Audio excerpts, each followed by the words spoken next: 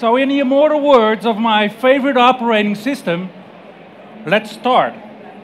We're going to have 20 minutes to talk about hardening your Azure AD tenant. It's not that hard. It's not going to be really technical. It is going to be fast-paced.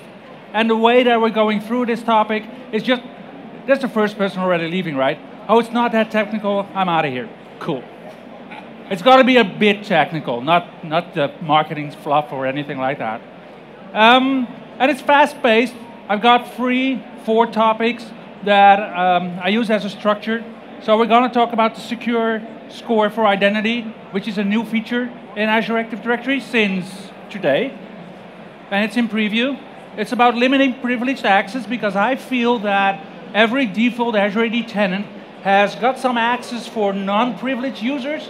That is actually some kind of privilege that you might want to limit if it's not in your business best interest. Then, of course, there's the limiting the privileged accounts, so the people that actually have to do stuff in your tenant and allow them to actually do that stuff and not anything more or less, but be able to be on top of that as an admin in your organization. And then, of course, we're going to talk about auditing your tenant. Now, as I'm talking to organizations, there typically seems to be only 3 types of organizations. And I've tried to categorize them with their answers in terms of, do you have an Azure AD tenant?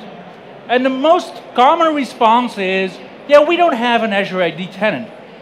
But that's wrong. Yes, you do.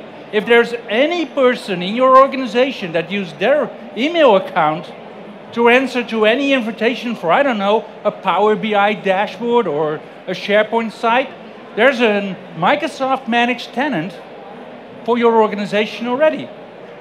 And then there's the second type of organizations.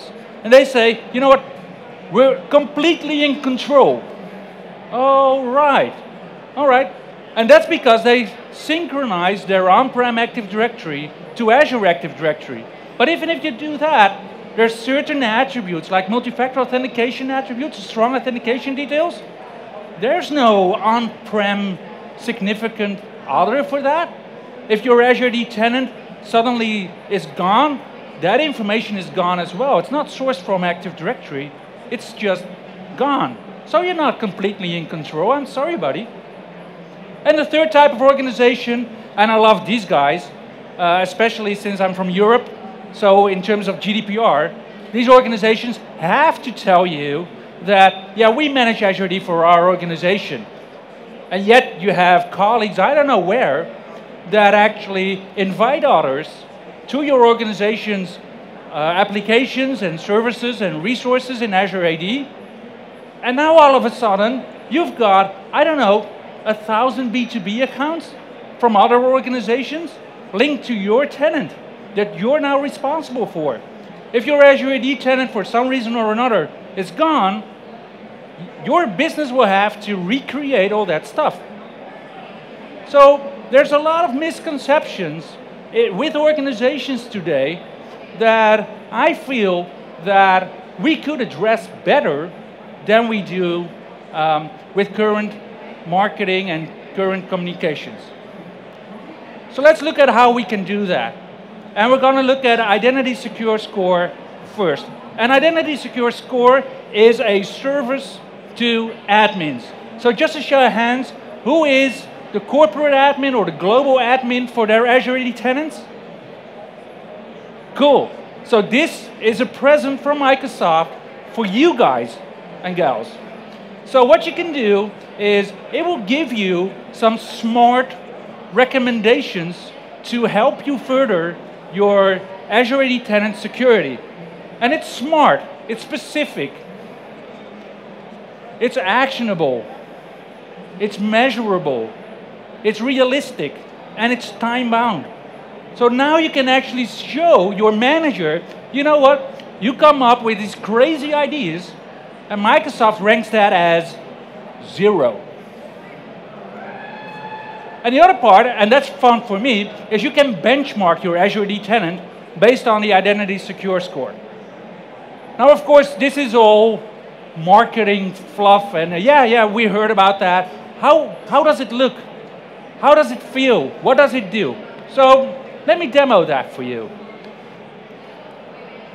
So let me switch to my other desktop, and I got Firefox in here because everybody's using Edge or Internet Explorer, but that's no fun. I use Firefox and I use the Azure Mask plugin, so you don't get to see all my sensitive information in real time. I love that. I love my GDPR. So let's go to my favorite website, and you might not know that, but that's aad.portal.azure.com. So all of you, who knows that URL? Yeah, it's great, right? Let's go there, because you've got the normal portal, and this is the normal portal, but just with some Azure AD stuff, and not all the other stuff that we don't care about, like virtual machines and stuff. Let someone else manage that. So let's log on, and I'm going to use my admin account. That's my account that I use. It's my name, so kind of makes sense. So let's log on. Okay, so I have to admit, this is not a best practice. I stored the password for this account in the browser, and that's because, you know, there's 200, 300 people here. It's probably people watching the live stream too. I don't want to mess up my demo by fat fingering a password, so I just stored it here. And it's just an admin account, so I have to do MFA anyway. So let's do that. Let's see if I got a code. Here we go. Let's enter that, and we're off. Here we go. So this is what I told you guys, right? This is the Azure AD portal, but it's just the Active Directory stuff. No other distracting stuff, no other resources to do. And while in the tenant, let's click on Azure Active Directory, and here we go.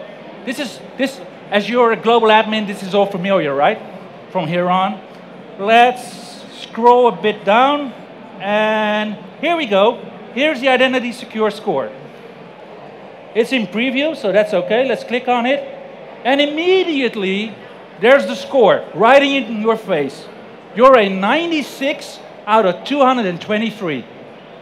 Ah, that's not good, is it? Well, let's look at the benchmarks. So, out of all the other tenants that are in the services industry, I like that.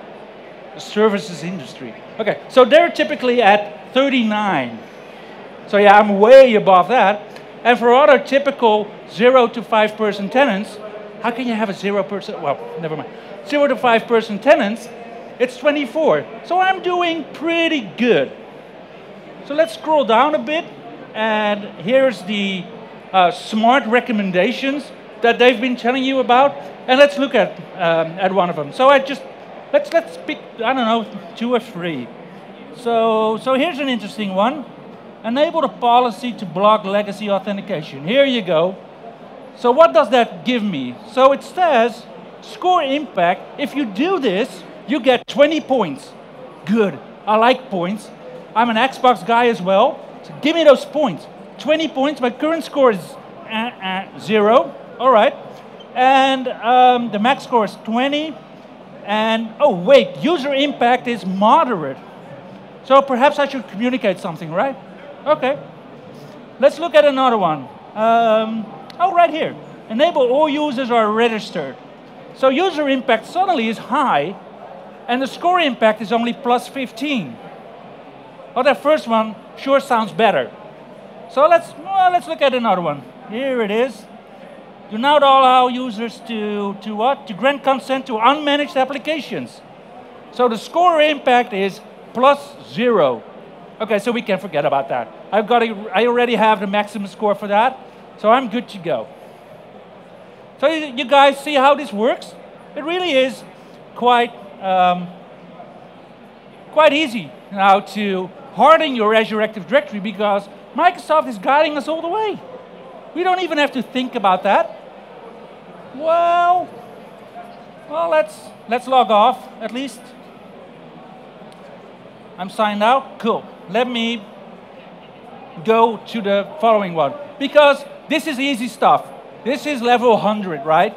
We don't think this is hard to do, but there's a couple of things that are not yet part of the Identity-Secure score that you might find surprising in your default Azure AD tenant. And that's a moving target, by the way. So I got all the settings that I feel awkward with, the settings that I talk to organizations with, and say, you know what, we might need to think about that. In terms of business, there's no real interest for you to have these features enabled. And it's a lot of them. I've got 2 slides with settings like this. And the default ones are, well, for this, these are the default ones that we changed for Azure AD tenants a year ago.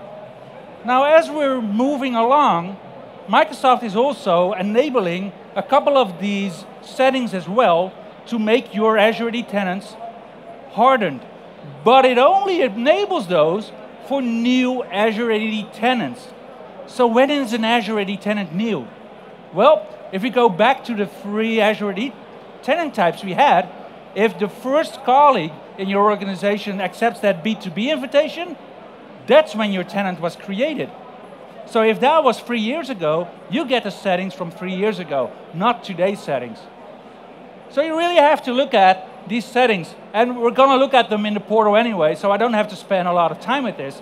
But there's some real settings that explain why, as an Azure AD tenant, for instance, or a global admin tenant, that why are all my domain joined computers in my Azure AD tenant? What are they doing there? Well, that's the little setting for joining devices to Azure AD through a hybrid Azure AD join. So that explains why they're there. The second slide of privilege access is for guest accounts. Now make no assumptions on guest accounts. In on-premises Active Directory, these are users that are useless. They can't do anything but log on. But in Azure AD, a guest is basically the same as a user. And it's even worse, because by default, guests can invite other guests. It's the gift that keeps on giving. And of course, inviting a guest is not always that apparent in Office 365 services. And as you'll see, as Microsoft is starting to roll out the LinkedIn integration into Azure AD, what will happen is that in Word or in Excel, a user will actually just click on the share option, see a button that says, oh, share it with my LinkedIn contacts. That sounds awesome. Click on the button, oh, here's all my LinkedIn contacts. Let's send it to Pete and Hank, and oh, there you go. Send it. That stuff creates guests in your Azure AD tenant as well. So now you end up with thousands and thousands and thousands of B2B guests. Awesome. It's no wonder Azure AD has over 1 billion accounts now, don't you think? So let's look at the tenant. So what I'll do is log on, and yeah, this is where I have to explain a little thing. So there's 2 accounts, right, that I stored passwords with. It's my own account, and I have to admit, the top account is the account that I created for my cat. So my cat needs food. So I thought, you know what, with Alexa and Cortana, wouldn't it be wonderful if we just said meow, and there will be new food delivered to our doorstep. So I thought, you know what, my cat needs an Azure AD account, obviously. Now, as you scroll on the internet, what you'll find, and you know what, everything on the internet you read is true, so cats can be jerks. So who better than to use my cat as the malicious insider that is going to use one of their privileged accesses to find out what you could actually see in a default tenant that's not hardened with the boxes that I showed you earlier. So let's log on with Moby, my cat. And what you'll see is that Moby has all the information in the Azure AD portal just like that. There's not even a thing grayed out here. And if we look a bit deeper, if we click on Azure Active Directory, then yeah, here, the first gray items start to appear. That's hidden from view. You don't have to be there as a normal user, but there's a whole lot of things that are not grayed out. So what's up with that? Let's look at, let's scroll down a bit first. let's look at user settings, right there on top. User settings. And what you'll see here is enterprise applications, where we're going to view that later on. It's app registrations, so user can register applications. And even worse, restrict access to Azure AD administration portal. If I flick that switch as an admin, my cat won't be able to figure out all these settings anymore. So that is, to me, one of the basic hardening for Azure AD tenants. So let's look at what that tooltip said. So this is not a hit or miss process. If you want to, there's text from Microsoft that will guide you through what each of these switches will do. So you can read up on that. Some of these tooltips even have links, so you can even read even more, spend even more time not doing work, but reading. So that's always good. But let's look at the manage external collaboration settings as well.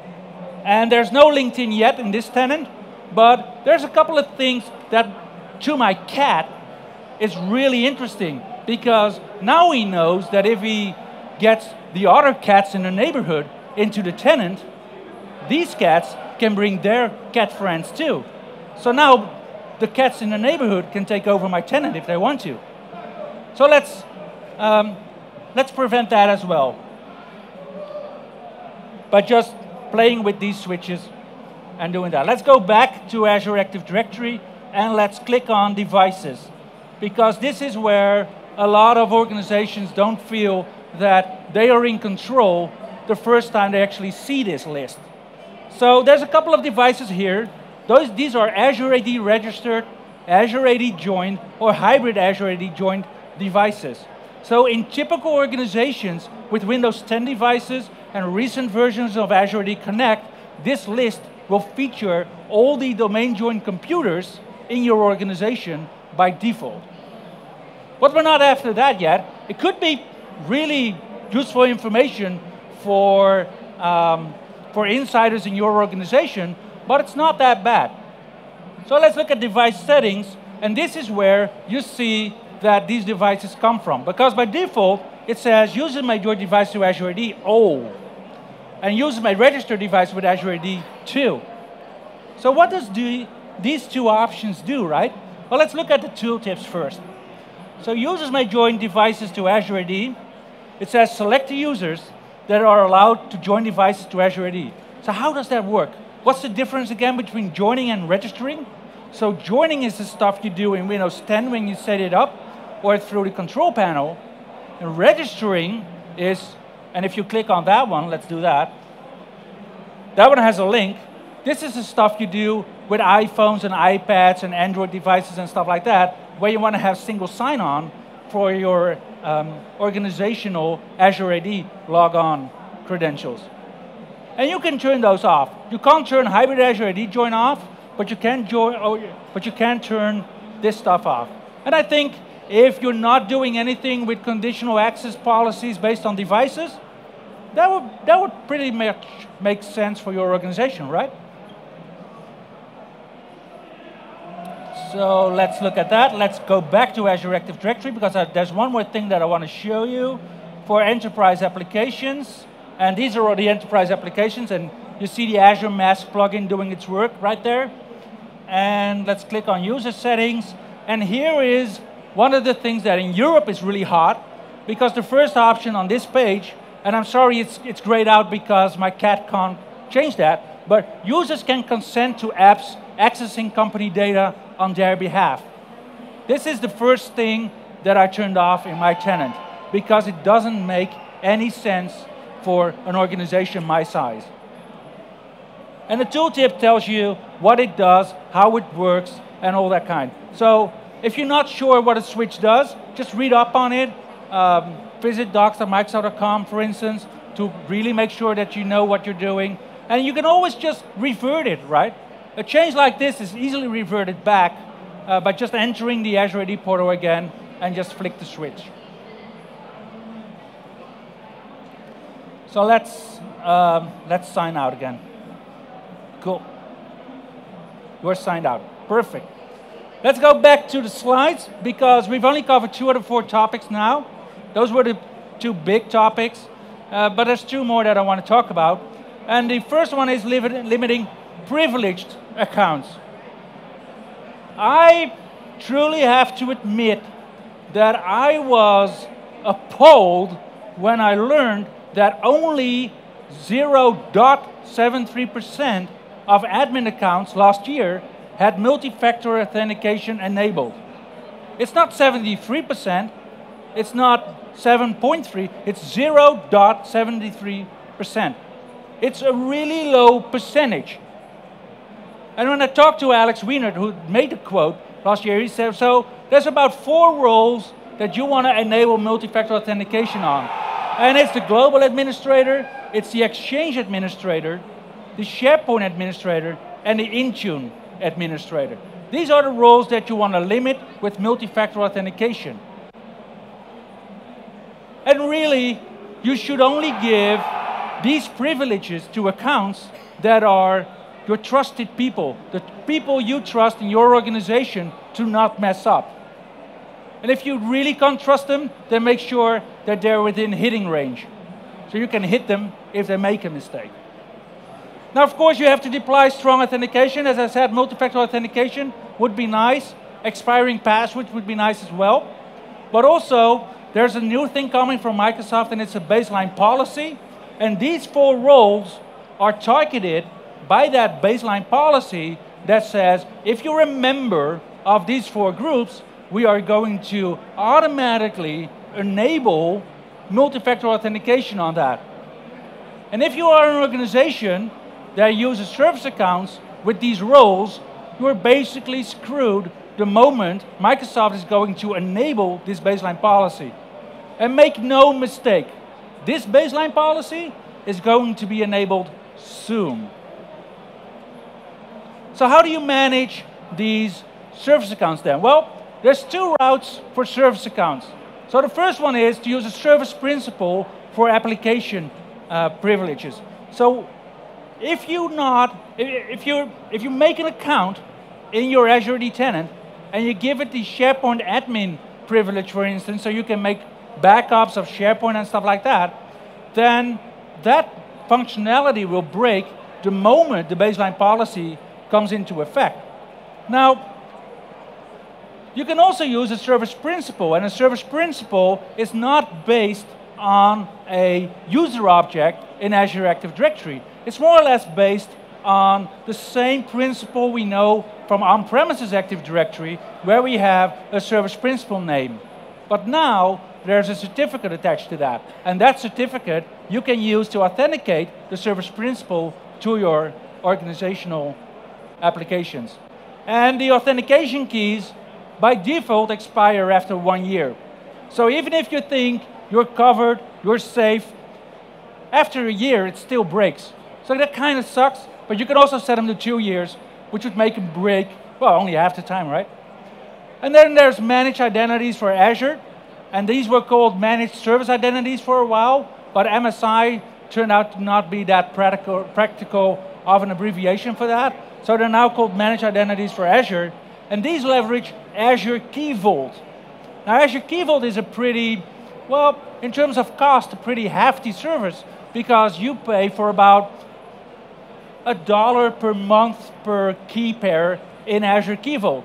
But for managed service accounts, managed identities, I'm sorry, these are free. So this is something where Microsoft truly shows their colors and saying, you know what? Basic security stuff in Azure AD should be free.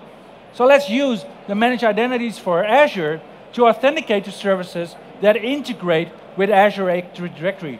And that includes services in IaaS VMs, for instance. So it's really powerful, and in that way would mimic, more or less, the stuff that we've been doing on-prem, which managed service accounts and group managed service accounts. And the 4th point that I want to talk to you about is auditing your Azure AD tenant. Because, believe me, if you do all the stuff that was in the previous slides, you will still be screwed the moment Microsoft gives you new functionality, like that baseline policy. You think you're fine, and then suddenly your Azure AD tenant breaks. What's up with that? Well, Microsoft has the release notes for Azure Active Directory, and if you follow these, you can, well, monthly, find out what's new in Azure AD and take action on that and be preventive in your management. And of course, at events like this, at an event like Microsoft Ignite, please keep up with the announcements, because these announcements will actually give you guidance for what's happening in Azure AD in the coming year. And of course, monitoring changes in your tenant is good, because you don't want your admins to use multi-factor authentication based on SMS messages, because that stuff has proven to be quite hackable. They're doing stuff with SIM duplication and stuff now, that if an attacker really wants to be in your tenant, that kind of multi-factor authentication won't work anymore. There's also the risky sign-ins report. It's free. Yes, if you have an Azure AD Premium or an Azure AD Premium, a P2 subscription, it shows you way more information, but the basic premise of knowing when a risk has occurred is available for free in every tenant.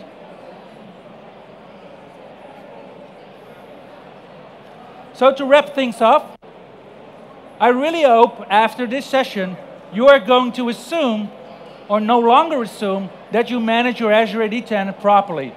Also, I hope you like the Identity-Secure score and use it for guided hardening. Then of course, I've shown you how to limit the default privilege access and the privileged accounts. And if you didn't quite catch that because it went a bit too fast, that's okay, because there's a replay of this session anyway. I also hope you're going to continually assess changes, and here's a small but perhaps important tip.